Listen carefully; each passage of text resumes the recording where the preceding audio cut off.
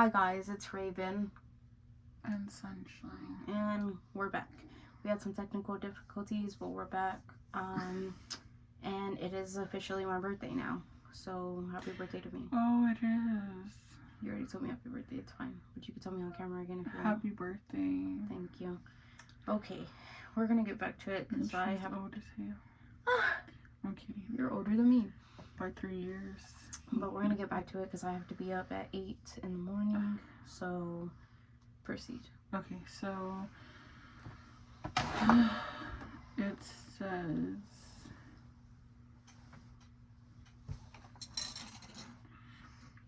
says in 2016, interview with 7 News Law said he did it because we left off with the guy from the the radio station leaking the autopsy information. And he said that the reason he did it was because the general public needed to know. And he said that it incited anger in the public that murders like this were happening and we weren't even being given the full details. On February 9th, police reenacted Cobby's movements on the night of her disappearance in the hope of jogging the memories of travelers or others who might have seen her. Constable Debbie Wallace wore similar clothing to Cobby and traveled the 9:12 p.m. train to Blacktown. Detectives interviewed the passengers and showed them photos of Cobby while Wallace walked the length of the train during the journey. Golly. That was it? No. Following a tip-off from police informant regarding the stolen Holden, police started searching for Travers, Michael Murdoch, and brothers Les, Michael, and Gary Murphy. After they discovered that some of them had a history of violence and that Travers had a reputation for carrying a knife, on the 21st of February, police arrested Travers and Murdoch at the home of Travers' uncle and Les Murphy at Travers' own house. Murdoch and Murphy were charged with offenses relating to stolen cars and released on police bail. Travers, who admitted that he had stolen a car, made conflicting statements about the murder and was detained in police custody. While in custody, he requested that a friend be called so she could bring him cigarettes. The phone number was handed to the investigating police, who contacted the friend, a woman. The woman, Travers' girlfriend, eventually dubbed Miss X, agreed to help with the investigation, met with an officer, and gave him details of Travers' background. Miss X was subsequently sent back in to talk to Travers, agreeing to hide a recording microphone device in her bra while she visited him in his cell and was able to obtain a confession. Miss X later went to Murdoch's home while wearing the concealed recording device to capture his statements on tape as well. Eventually, 5 men were arrested and charged with the murder. Police were praised for their quick response in capturing all suspects involved in a total of 22 days. 22 days had elapsed from the timing of the murder to the time of that the suspects were taken into custody.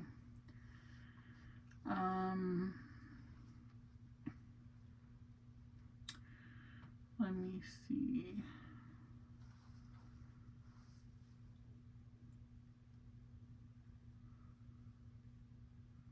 Okay, so the trial.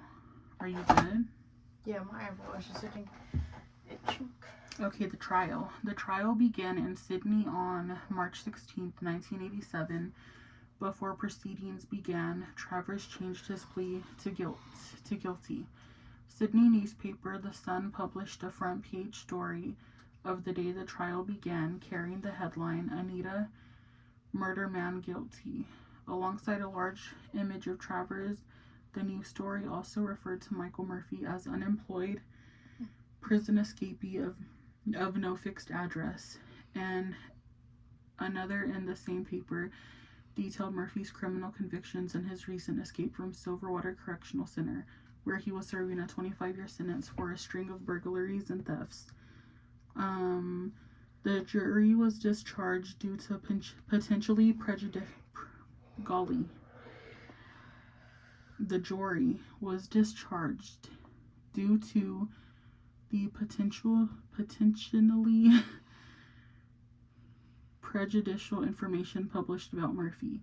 According to the medical examiner report, Cobby's body showed extensive bruising on her head, her breasts, face, shoulders, groin, thighs, and legs, consistent with a systematic beating, including a blow of considerable force around the right eye. She also had lacerations on her hips, thighs, and legs from the barbed wire, several cuts to her neck resulting in the severing of her ear and windpipe, and near decapitation, and many cuts to her hands and fingers, resulting in the near severing of 3 of her fingers, which likely occurred when she raised her hand to her face trying to protect herself from the knife. The medical examiner later testified that after Cobby's throat was cut, she would have died within 2 minutes. He also testified that some radio bulletins perpetually.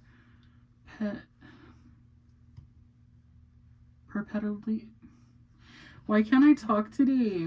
You're full and you're tired. Based on his own report, contain. I'm not laughing at this, but just you. Me?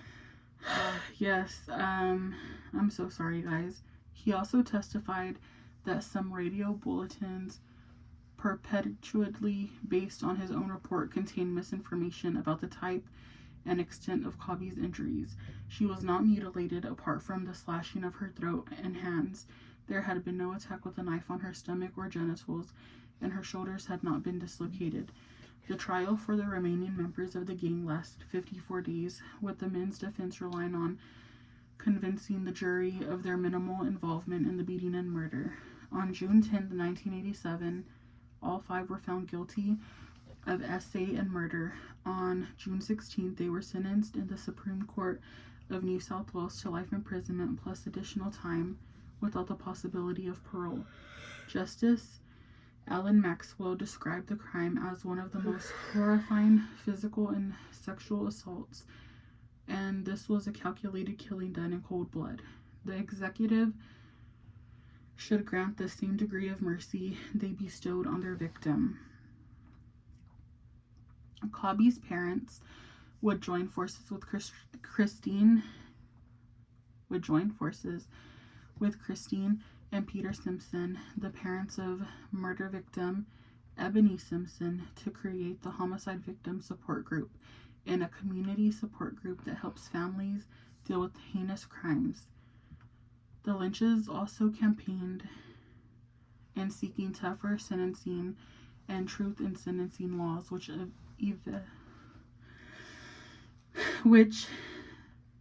eventuated after Cobby's murder. Cobby's father, Gary Lynch, died on September 14th, 2008 at age 90, suffering from Alzheimer's disease. Her mother, Grace, died of lung cancer in 2013 at the age of 88, and the Lynches had been married for 54 years at the time of Gary's death. Did she have any siblings? Let me see. I believe she did, but I don't. It wasn't on here. I think I read it off of somewhere else, but that was her. Poor girl. I know. I'm not sure of that. Sicko. Evil. I mean, I'm glad they got life in prison. Shit, Mom, Let me pause.